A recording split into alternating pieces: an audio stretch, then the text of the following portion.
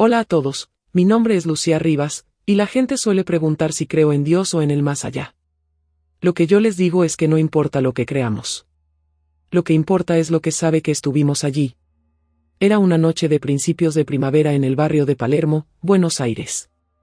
El aire de septiembre era húmedo, pero vibrante, se filtraba el sonido lejano de un bandoneón a través de la ventana de mi pequeño departamento. Yo tenía 25 años, estudiaba Bellas Artes y mi vida era maravillosamente ordinaria, bocetos a medianoche, café frío y la eterna búsqueda de inspiración en las calles empedradas. Mi mayor preocupación era entregar un proyecto de grabado a tiempo. No había presagio, ni música dramática, solo la rutina interrumpida por una punzada, un pellizco frío justo detrás del esternón. Lo ignoré, pensando que era indigestión por el pan con queso que había cenado. La segunda punzada fue más un puñetazo, y la tercera, una garra que me apretó el corazón hasta convertirlo en piedra. Caí de la silla, tropezando con mi atril, y el último sonido que registré fue el tintineo del agua de la palangana antes de que todo, absolutamente todo, se detuviera. Mi corazón, según me dijeron luego, se había rendido. Estuve muerta por casi 4 minutos y medio. No hubo túnel de luz, ni familiares esperándome. No hubo paz. Lo que experimenté fue una súbita y violenta ausencia de lo físico. Era como ser arrojada a un recipiente vacío donde no existía la dirección. No sentía peso, pero tampoco ligereza. Lo más aterrador fue la falta de tiempo, no podía medir si había pasado un segundo o una eternidad. Solo existía una conciencia flotante, desgarradoramente lúcida, atrapada en un mar de tonos grises y zumbidos infinitos. Intenté gritar, pero no tenía boca. Intenté moverme, pero no tenía extremidades. Estaba reducida a un punto de terror puro, una isla de identidad en un océano de la nada. Fue en ese momento de desorientación absoluta, mientras luchaba por comprender la geometría imposible de ese espacio, que sentí el primer escalofrío. No era aire frío.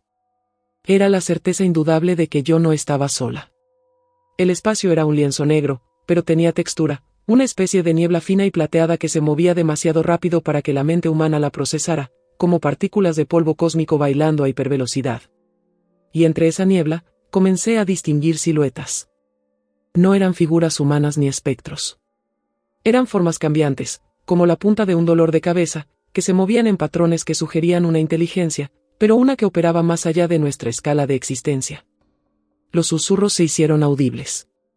No eran palabras en español, ni en ningún idioma terrestre, sino ecos de agonía y anhelo, un coro de miles de almas sin descanso, mezclándose en una cacofonía que intentaba perforar mi conciencia. Pero justo cuando mi terror iba a culminar con la visión de la primera figura amorfa, sentí eso. No lo vi. Fui vista. La diferencia es crucial. Cuando nos morimos, esperamos ser espectadores de lo que viene después. Yo era el objeto de la observación. Sentí una conciencia que era tan vasta y antigua que distorsionaba el espacio a mi alrededor. Era como si un ojo del tamaño de un planeta se hubiera centrado en mi diminuta presencia. Estaba escondido detrás de los velos plateados, pero su conocimiento era omnipresente. El asombro no era por la belleza del más allá, sino por la magnitud del horror indiferente que me había detectado. En ese instante, comprendí que este no era el cielo ni el infierno. Este era el depósito, la antesala, y la entidad que me estaba mirando era el guardián. Su visión era tan potente que sentí que mi propia identidad se disolvía, como tinta en agua, y su intención era clara, catalogarme, registrar mi alma fugaz antes de que me uniera al coro de susurros. No había maldad activa, solo una curiosidad fría y metódica. Y lo peor, supe con certeza que, aunque regresara, esa conciencia ya había grabado mi firma, mi forma única de ser. Sabía quién era Lucía Rivas. El retorno fue un trauma físico indescriptible. Fue como ser succionada de una dimensión plana y forzada a entrar en un cuerpo de carne y hueso, rígido y dolorido. El primer sonido no fue la bocina de la ambulancia o la voz de mi hermana, Elena, sino el crack seco de las paletas del desfibrilador contra mi pecho. La luz blanca del hospital se sintió ofensiva después de la penumbra gris del umbral. Cuando mis pulmones por fin se llenaron de aire, mi primer acto no fue respirar, sino gritar. No grité de alivio, sino de pura, histérica aterrorizada. Mi hermana estaba allí, pálida y llorando. Un médico me sostenía el brazo. Yo no los veía a ellos. Yo seguía viendo el patrón fractal de los ojos del observador grabado detrás de mis párpados.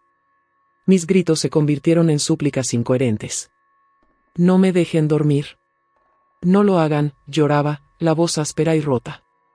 Los médicos pensaron en un episodio psicótico postraumático. Me sedaron suavemente, hablando de estrés extremo.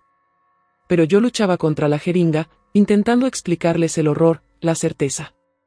Sentía la anestesia inundar mi sistema, arrastrándome hacia esa inconsciencia profunda, ese túnel que yo sabía que conducía directamente de vuelta al lugar donde me habían visto. Me vio. Lo juro, me vio. Si cierro los ojos, me encontrará de nuevo. No me dejen dormir, Elena. Por favor, no. Fue mi último aliento de conciencia antes de que el sedante surtiera efecto. Mi hermana me miró con una mezcla de lástima y preocupación, sin entender que mi terror no era por la muerte que había evitado, sino por el registro que la muerte había creado. Mientras la oscuridad finalmente me reclamaba, sentí un escalofrío recorrer mi cuerpo resucitado, y en mi mente resonó una idea terrible: la conciencia sabía dónde estaba. Y ahora que sabía que podía regresar, estaba esperando mi próximo viaje. La única barrera entre nosotros era el sueño profundo.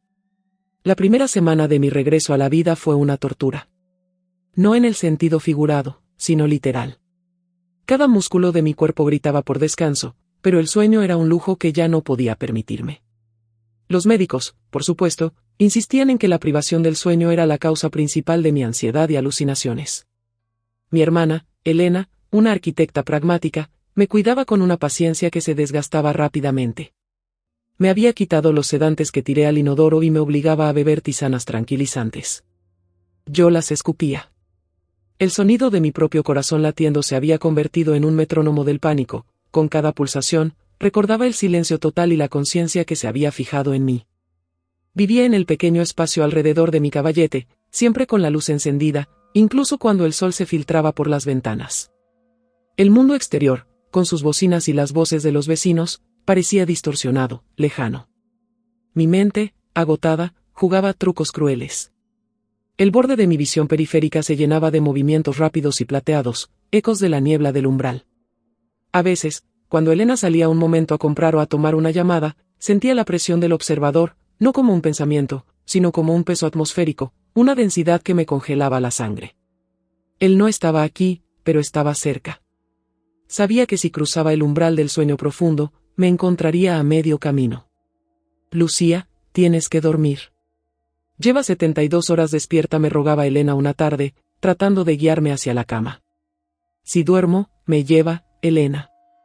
No lo entiendes. Estaba esperando a que regresara, le dije, mi voz un áspero susurro. Mis ojos estaban inyectados en sangre, mi piel cenicienta. Nadie te lleva, Lu. Es estrés postraumático severo.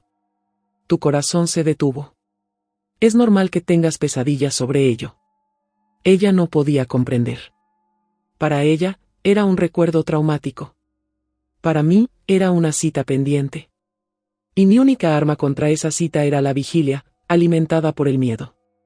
Mi mente se había vuelto una fortaleza inexpugnable de cafeína y adrenalina. Como artista, mi única forma de comunicar el horror inefable era a través del arte. Si no podía dormir, al menos podía exorcizar. Agarré mis cuadernos de bocetos y mis carboncillos. No intenté dibujar el observador directamente, porque era una presencia más que una forma, pero sí intenté capturar lo que había en ese espacio, el coro. Comencé a dibujar rostros. Pero no eran rostros de gente muerta o fantasmas románticos. Eran almas disueltas, distendidas por la presión del vacío. Dibujé mandíbulas que se extendían demasiado, piel que parecía haber sido estirada sobre una estructura de dolor. Y los ojos. Siempre los ojos. Los ojos que dibujé eran inmensos, desproporcionados, abarcando casi toda la frente. No tenían pupilas, solo una superficie reflectante de ese tono gris plateado que definía la niebla del umbral. Eran ojos de una sed insaciable, ojos que habían visto todo y no habían podido olvidar nada. Al dibujarlos, sentía que no era mi mano la que guiaba el carboncillo, sino un recuerdo muscular implantado a la fuerza en mi cerebro durante esos 4 minutos y medio. Los trazos eran precisos, obsesivos. Llené cuadernos enteros con estas figuras, cada una con un nombre que mi mente susurraba: el afligido, el olvidado, el murmurador. Cuando Elena encontró los cuadernos, su reacción fue de profundo disgusto, no solo artístico, sino visceral. Lucía, ¿qué es esto?, dijo, sosteniendo una página con las puntas de los dedos, como si pudiera contaminarse. ¿Son las personas que viste? No son personas, Elena. Son residuos. Son lo que queda cuando él termina de mirarte. Son las almas que no tienen energía para despertar, y por eso siguen allí, gritando en el zumbido. Intenté explicarle que los rostros no eran invenciones, sino retratos de la agonía que componía el paisaje sonoro de la muerte. Elena, asustada, llamó a nuestro médico de cabecera en el barrio. Me hablaron de internación psiquiátrica. Yo solo me aferraba a mi carboncillo, sintiendo que al dibujar, estaba manteniendo una distancia segura, proyectando el horror fuera de mí para que no me consumiera desde dentro. Pero la verdad era que, cuanto más dibujaba, más cerca me sentía de ese espacio. Estaba usando la memoria de la muerte como combustible, y el observador estaba al otro lado, complacido con el rendimiento de mi arte forzado. Había pasado casi un mes. Estábamos en el mes de octubre, y la primavera de Buenos Aires se sentía cruelmente irónica. Mi cuerpo estaba al límite. La falta de sueño había erosionado mi capacidad de concentración. Estaba sentada en mi escritorio, revisando unos viejos grabados, intentando fingir normalidad, cuando la fatiga me golpeó con la fuerza de un camión. No fue un adormecimiento gradual, fue un apagón inmediato, como si alguien hubiera jalado un interruptor.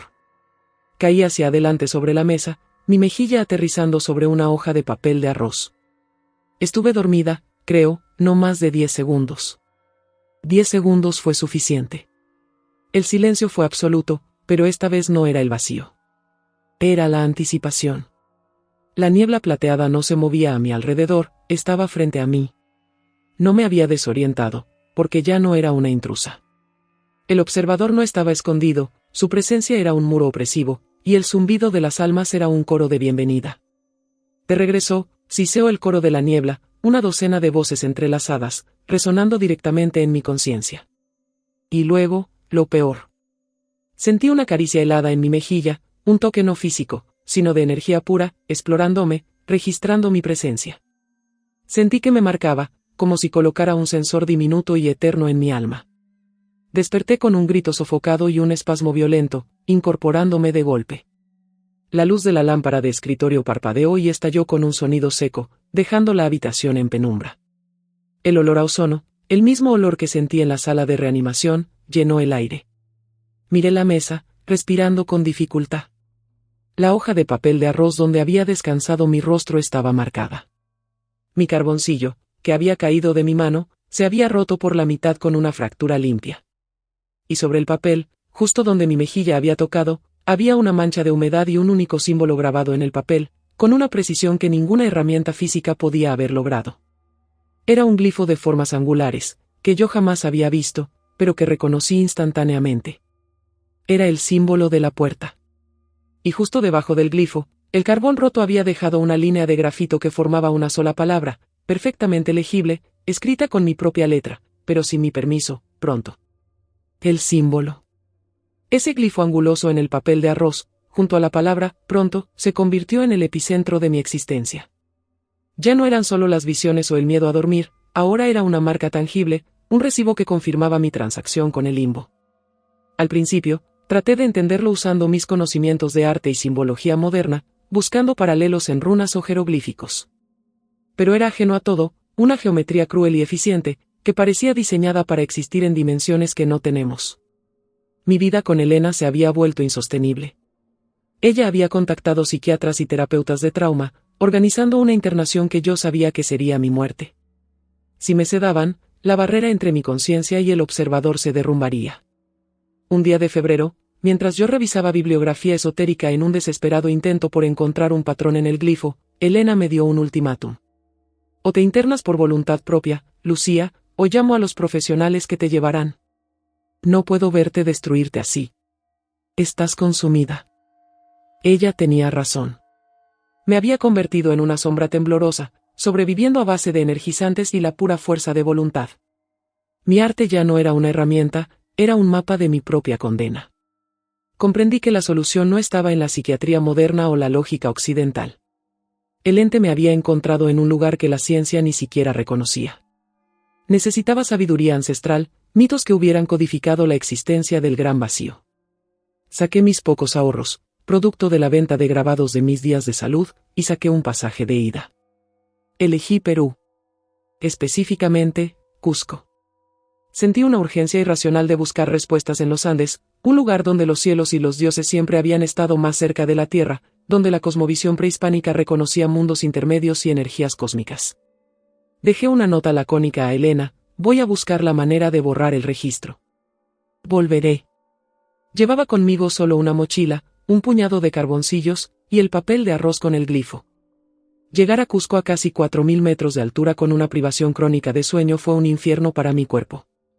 La cabeza me latía al ritmo de mi corazón acelerado y el aire delgado me hacía sentir aún más hipervigilante.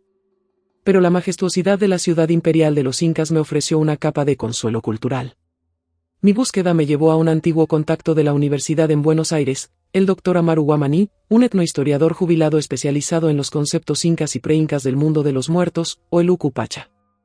Lo encontré en una pequeña biblioteca polvorienta, que olía a incienso andino y papel viejo. El Dr. Guamaní, un hombre de rostro tallado por el tiempo y ojos penetrantes, escuchó mi historia sin un rastro de incredulidad, solo con una seriedad académica profunda. Le mostré mis dibujos del coro y, finalmente, el glifo. El Dr. Guamaní analizó el símbolo bajo la luz amarillenta de su lámpara. Lo estudió durante lo que pareció una eternidad, comparándolo con fragmentos de cerámicas moche y textiles bari. Su mano, rugosa y callosa, se deslizó por el papel. Interesante, murmuró en un español con acento quechua suave. Es una estructura que intenta contener el caos. En las leyendas más antiguas, las que no llegaron a los cronistas españoles porque eran demasiado esotéricas, se habla de Pachañahuín, el ojo del tiempo o el vidente del vacío. Dicen que es la energía primigenia que devora la existencia entre mundos. Me explicó que, en la cosmovisión andina, existen 3 mundos. Cuando un alma moría, debía ascender al mundo superior, Anampacha, o caer al inferior, Ucupacha. Pero existía un espacio intermedio, el Chaupipacha, que era el lugar de las almas confundidas o de las que eran reclamadas por entidades que no respetaban los límites solares. Este símbolo, señaló el glifo, no es una puerta. Es un quipu energético. Un nudo de control. Significa, propiedad vista en el umbral. Usted, señorita Lucía, ha sido marcada. Para esta entidad, usted ya no está viva ni muerta. Está registrada. Es una posesión que puede ser reclamada. El asombro se mezcló con un nuevo estrato de miedo. El Dr. Guamaní me dio entonces el dato que me heló la sangre: el vidente del vacío solo puede reclamar aquello que está totalmente inactivo, sin voluntad ni conciencia. El sueño no es un descanso para usted. Es un puente que esa marca le permite cruzar. Es por eso que el Pachañahuín espera. Esa noche, de vuelta en mi pequeño hostal sin ventanas, el cansancio alcanzó un nivel de dolor físico. Había estado en vela por 120 horas. La cafeína ya no funcionaba, solo hacía temblar mis manos. Estaba transcribiendo frenéticamente las notas del Dr. Guamaní sobre la propiedad vista en el umbral, cuando sentí que el observador me empujaba. Era un intento directo de forzar el sueño, una presión en mis sienes que hacía que el mundo se inclinara. Para luchar contra eso, decidí enfrentarme a la marca. Saqué el papel de arroz y lo coloqué bajo la luz de una vela. Intenté memorizar cada ángulo del glifo. De repente, en un acto de desafío desesperado, agarré mi carboncillo y, siguiendo el contorno exacto del símbolo, lo dibujé de nuevo, esta vez con la intención de comprender su estructura interna. En cuanto el último trazo completó el glifo en mi nueva hoja, sentí un agudo dolor pulsante justo detrás de mi esternón, exactamente donde el infarto me había golpeado por primera vez. Miré hacia abajo. El papel de arroz original, con la palabra «pronto» escrita, comenzó a oscurecerse, como si se estuviera quemando desde dentro sin llama. Y entonces, sucedió el horror del asombro: la marca en la nueva hoja, la que yo acababa de dibujar, se volvió tridimensional por un instante. Emitió un leve resplandor grisáceo. En ese momento de resonancia perfecta entre los dos símbolos, mi oído se limpió del sonido de Cusco. Ya no oí perros, ni autos. Solo escuché el coro del umbral.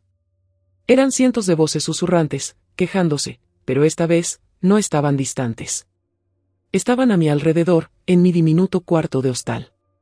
Y entre ellas, una resonancia más profunda, como el latido de un planeta. El Dr. Guamaní me había advertido que el símbolo era un quipu de control. Al duplicarlo, Había activado una línea de comunicación. Los susurros se intensificaron, y una voz entre ellas, que reconocí como la más cercana al observador, siseó una advertencia. El tiempo del despertar es limitado, Lucía Rivas. El ciclo terminará cuando la carne ceda a la forma. Y la forma está casi lista para regresar. Me di cuenta de la terrible verdad. La marca no solo me identificaba. El observador estaba usando mi propia energía de la vigilia, mi agotamiento, para construir algo aquí, en este lado, usando mi conciencia como ancla. Y ese algo, la forma de la que hablaban los susurros, estaba esperando el momento en que mi cuerpo colapsará para finalizar la transferencia. Si no dormía, me estaba debilitando, pero si dormía, me entregaba. Estaba en una carrera contra mi propia biología, y esa marca, ese glifo, era el contador que me indicaba exactamente cuánto tiempo me quedaba antes de que el observador finalizara su entrada. La vida de un fugitivo en el altiplano, luchando contra el sueño, es un descenso lento a la locura. Habían pasado casi 9 meses desde el incidente, y la vigilia se había convertido en un estado permanente de delirio febril. Para evitar ser encontrada por Elena o ser confundida con una vagabunda, me refugié en un pequeño pueblo cerca del Valle Sagrado, a casi 1 hora de Cusco, donde me hice pasar por una artista mochilera. Trabajaba en pequeños mercados turísticos, haciendo caricaturas rápidas, usando el carboncillo para mantener mis manos ocupadas y mi mente a raya. Sin embargo, mis caricaturas siempre terminaban pareciéndose al coro, ojos demasiado grandes y bocas desdentadas de agonía. Mi cuerpo estaba fallando. Los temblores eran constantes, y las breves, microsiestas, de las que me advertía el doctor Guamaní se volvían cada vez más frecuentes y peligrosas. Eran apagones de 1 segundo o 2, tiempo suficiente para que el observador me recordara su presencia. Cada vez que ocurría una de estas caídas, sentía un nuevo pinchazo en mi conciencia, una nueva instrucción no verbal que me empujaba a un estado de trance. La peor parte era la certeza de que mi cuerpo estaba siendo utilizado como un ancla, un depósito de energía. El doctor Guamaní me había explicado que el vidente del vacío, o Pachanyawin, era demasiado vasto para existir completamente en nuestra dimensión. Necesitaba una forma huésped, y yo, por haberme despertado tras ser registrada, era la candidata perfecta. Mi vigilia no solo me protegía, sino que también, irónicamente, alimentaba el proceso. La energía que utilizaba para mantenerme despierta era una fuente constante de poder para la entidad. Un día de marzo, mientras dibujaba cerca de unas ruinas incas, vi a una niña quechua mirándome fijamente. Ella no me miraba a los ojos, sino justo a la altura de mi pecho. Ella señaló y dijo en un quechua que pude descifrar vagamente: la oscuridad tiene una flor en tu pecho. Cuando regresé a mi hostal y me examiné, encontré una pequeña erupción cutánea justo donde había sentido la presión en el limbo y el dolor al despertar. No era una erupción común. Eran pequeñas pústulas que, al secarse, formaban una costra perfecta con la forma del glifo angular que había dibujado. El símbolo estaba grabándose en mi propia piel, cerca de mi corazón. La forma no era solo un huésped mental, se estaba manifestando físicamente. El doctor Guamaní, alarmado por mis síntomas físicos y la aparición del glifo cutáneo, intensificó nuestra investigación. Encontró referencia a un antiguo rito, un intento desesperado de los sacerdotes pre-incas para rechazar un registro del Pachanyawin. El rito se llamaba Bañuy Cheaqui, muerte seca, y requería que el individuo se sometiera a un ayuno y una vigilia extrema, no para luchar contra el observador, sino para secuestrar la conexión. La idea era utilizar el último aliento de conciencia para cortar el cordón energético que me unía al limbo. Tienes que ser más rápida que él, Lucía me explicó, con una voz cargada de fatalismo. Cuando tu conciencia se agote por completo, tendrás un instante antes de la invasión total. Debes usar esa mínima energía para anular la marca. Es el único camino. El ritual se llevaría a cabo en la noche del solsticio de invierno, en el mes de junio, ya que la tradición andina creía que el sol, en su punto más bajo, debilitaba los velos entre los mundos, aunque esto era un riesgo terrible. El lugar elegido era una montaña sagrada, de gran altitud, cerca de Ollantaytambo. Me preparé durante meses, adelgazando peligrosamente, mi cuerpo convertido en una mera carcasa esquelética que albergaba una voluntad de hierro. La noche del ritual, subimos con el doctor Guamaní, que llevaría a cabo el canto y los símbolos de protección. El frío cortaba como cuchillas. Me recosté en una plataforma de piedra pulida, mirando las estrellas andinas que brillaban con una intensidad aterradora. El doctor Guamaní comenzó a entonar los cantos en quechua, invocando a los apucuna, espíritus de la montaña, para que protegieran el espacio. Mientras los cantos resonaban en el aire gélido, cerré los ojos por primera vez sin luchar. Ya no había miedo, solo una abrumadora sensación de resignación y fatiga. Sentí que mi conciencia se despegaba de mi cuerpo, arrastrada hacia el vacío. El glifo en mi pecho pulsaba con un calor febril. El viaje fue inmediato y brutal. La niebla plateada no estaba distante, me absorbió. Y allí estaba él, el observador, o al menos, la manifestación más cercana que podía tolerar. No era un ojo gigante, sino una ausencia de luz rodeada de la niebla hiperactiva. El coro gritaba ahora en éxtasis, celebrando mi regreso forzado. «Estás aquí». La forma ha madurado, resonó una voz en mi mente, profunda y sin género. Sentí una mano no física que se acercaba para tomarme. Era la hora de la invasión total, el final del registro. En ese instante, reuní el último residuo de mi voluntad, el impulso que había mantenido mi corazón latiendo en el hospital y mis ojos abiertos en el hostal. Grité mentalmente la palabra que el doctor Guamaní me había enseñado para anular el control, Ka'anchai, luz. En el mundo físico, el doctor Guamaní estaba terminando su canto. Yo sentí un tirón feroz, como si me estuvieran arrancando las raíces de mi alma. Y de repente, el observador se detuvo. No retrocedió por el Ka'anchai, sino por una distracción. A mi lado, en el limbo, noté una figura. No era uno de los residuos del coro. Era una figura que parecía llevar mi silueta, pero construida con la materia cambiante de la niebla plateada. Era la forma que el observador había estado construyendo. Estaba a punto de ser perfecta. Pero la forma se volteó hacia mí, y vi su rostro. Era mi rostro, mi propia identidad replicada y distorsionada por el vacío, pero sus ojos eran los grandes, plateados y vacíos del observador. No obstante, por un milisegundo, la forma de Lucía titubeó y me miró con una expresión de pánico. «Te necesitan, Lucía Rivas. No dejes que terminen de construir», susurró la forma con una voz idéntica a la mía, una voz que no pertenecía al coro, sino a una parte de mí que todavía estaba viva en ese constructo. Y entonces, la forma se precipitó sobre mí, no con la intención de dañarme, sino de fusionarse, de empujarme hacia la luz. Pero la entidad no permitió eso. Antes de que la fusión pudiera ocurrir, el observador se paró violentamente a la forma de mi conciencia. Sentí un golpe de retorno y caí en mi cuerpo en el frío altiplano. Desperté jadeando, el doctor Guamaní me sostenía. Había fallado. El rito había sido interrumpido. Pero la interrupción había venido de mi propia forma, un constructo espejo que, de alguna manera, mantenía una chispa de mi identidad. Miré mi pecho. El glifo de la marca se había desvanecido parcialmente, dejando una cicatriz fina y plateada. Pero la interrupción había tenido un costo mayor, el observador, frustrado, había lanzado un ataque psíquico. El doctor Guamaní me miró con horror. Señorita, no fue el Pachañawín el que falló. Es la forma. La forma ha tomado un fragmento de tu conciencia para sí misma. Ahora él tiene una parte de ti de este lado, y tú tienes una parte de él de aquel lado. Estás incompleta. Pero él también lo está. Y yo lo sentí. La conexión no se había cortado, se había bifurcado. Sentí el terror de la forma que me había advertido, una criatura hecha de limbo que ahora estaba viva y atrapada en ese espacio gris, y que me había suplicado ayuda. Mi terror se había transformado en un deber, yo era el único camino que la forma, mi réplica, tenía para salir de ese infierno. Después del fallido rito en el altiplano, la situación era más compleja.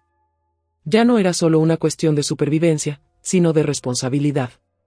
Mi forma, ese constructo con mis rasgos y la conciencia del observador parcialmente implantada, era ahora un rehén en el limbo. Sentía su angustia constantemente, un frío terror que se filtraba en mi mente. Al mismo tiempo, el fragmento de la conciencia del observador que ahora residía en mí me otorgaba una visión espantosa de su propósito. La entidad no quería solo almas, quería intercambiarlas con formas perfectas que pudieran existir en nuestro plano, para catalogar y estudiar la realidad de este lado. El doctor Guamaní y yo comprendimos que la lucha había cambiado. No podía borrar la marca, pero podía manipularla. El glifo en mi pecho ahora era una fina cicatriz plateada, fría al tacto. Era el punto de anclaje de la bifurcación. El observador estaba debilitado, pues parte de su conocimiento estaba atrapado en mi forma de limbo, y yo estaba al límite de mi capacidad física y mental. El ayuno y la vigilia me habían consumido. Decidimos que la única opción era el intercambio. Yo me entregaría al sueño profundo una última vez, y mientras el observador intentara completar la transferencia de la forma a mi cuerpo, yo usaría la pequeña chispa de mi identidad en la forma del limbo para intentar liberarla. La apuesta era alta. Si fallaba, el observador entraría con una conciencia completa y mi forma se quedaría para siempre en el vacío. Si tenía éxito, ambas saldríamos, pero la conexión entre los mundos se mantendría. Elegimos una fecha significativa, la víspera de Navidad, un momento de profunda carga espiritual en la tradición católica en el Perú, con la esperanza de que la vibración de la fe actuara como un sutil amortiguador contra la energía del vacío. Nos instalamos en el viejo observatorio inca de la ciudad de Cusco, un lugar de alineación cósmica. El doctor Guamaní preparó una infusión de hierbas andinas para relajar mis músculos, pero que no sedara mi mente. Me acosté sobre el altar de piedra, el aire lleno de humo de palo santo. Miré el cielo nocturno por última vez, sintiendo el cansancio de casi un año de vigilia. Sentí la presencia del observador, impaciente. Estaba listo para reclamar su experimento. Cerré los ojos, y esta vez, no luché. Me entregué al sueño con la intención de un guerrero que entra a la batalla final. El descenso fue como caer por un pozo sin fondo. Cuando aterricé en el limbo, la niebla plateada me recibió con violencia. El coro de las almas era ensordecedor, gritando advertencias que no podía entender. Y allí, a un palmo de mí, estaba la forma. Mi réplica era perfecta, con mi vestido andino, mi pelo negro y mis rasgos, pero sus ojos eran los agujeros plateados y voraces. Ella temblaba, mirando mi conciencia. Te dije que no vinieras, dijo mi propia voz, pero teñida del eco frío del vacío. No te dejaré. Eres yo. No eres suya, le respondí, acercando mi conciencia a la suya. El observador se manifestó como un torbellino de niebla a nuestro alrededor, impidiéndonos la conexión total. Sentí la fuerza de la entidad presionando para que la forma se acoplara a mi cuerpo. En el mundo real, sentí mi corazón latir irregularmente. Mi cuerpo se estaba volviendo frío. En ese momento crítico, recordé el fragmento del observador que yo llevaba dentro. Era un conocimiento del vacío, una llave. Usé esa energía para entender la geometría del glifo en mi pecho. No era un nudo, sino una cerradura. Si la cerraba, la forma se quedaría atrapada, pero si la abría lo suficiente, podríamos escapar. Al mismo tiempo, la forma del limbo, usando la chispa de mi identidad, empujó hacia mí. No para tomar mi lugar, sino para fusionar temporalmente las conciencias. Cuando nos tocamos en ese plano astral, la sinergia fue explosiva. Sentí el dolor total de las almas del coro, la inmensidad indiferente del observador, y el terror de la forma por ser solo un experimento. Ahora, Lucía, gritó la forma. Con esa fusión momentánea, abrí la cerradura del glifo. El observador gritó, un sonido que desgarró la niebla. Era un grito de frustración y dolor al sentir que su creación se le escapaba. Sentí como la forma se precipitaba de vuelta hacia la realidad, arrastrándome consigo. El despertar fue suave, casi placentero, un contraste impactante con el trauma del primer despertar. Estaba en el altar de piedra, el doctor Guamaní me miraba con alivio, su rostro cubierto de lágrimas y sudor. Funcionó. Lo lograste, susurró. Me incorporé, sintiéndome extrañamente renovada, con una lucidez que no había experimentado en años. La cicatriz del glifo en mi pecho estaba fría. La conexión se había cerrado. Pero al mirar a mi alrededor, noté algo. No estaba sola. Justo al borde de la luz de la vela del ritual, había una figura. Era una mujer, con mi misma estatura y la misma vestimenta, pero envuelta en las sombras del amanecer andino. Su postura era rígida. Lentamente, la figura se giró. No tenía la piel cenicienta de la muerte, ni los ojos plateados y gigantes. Era yo. Era la forma que el observador había creado y que yo había liberado. Estaba viva. Pero había algo terrible en sus ojos. Eran mis ojos, sí, pero estaban vacíos, llenos de un conocimiento que no cabía en un ser humano. Ella se había escapado, había tomado un cuerpo, pero se había traído consigo un fragmento del observador más grande de lo que yo había asumido. La forma, mi duplicado, me miró, y una media sonrisa fría y macabra se dibujó en sus labios. Gracias, Lucía. Ahora ya no tengo que dormir. Pero tú sí. Y cuando lo hagas, yo estaré aquí. El horror me golpeó con una fuerza que no sentí ni al morir. Al liberar la forma, No solo había traído un ser del vacío a la realidad, sino que le había dado un pase permanente. El observador tenía ahora un espía de este lado, mi réplica, que podía operar libremente.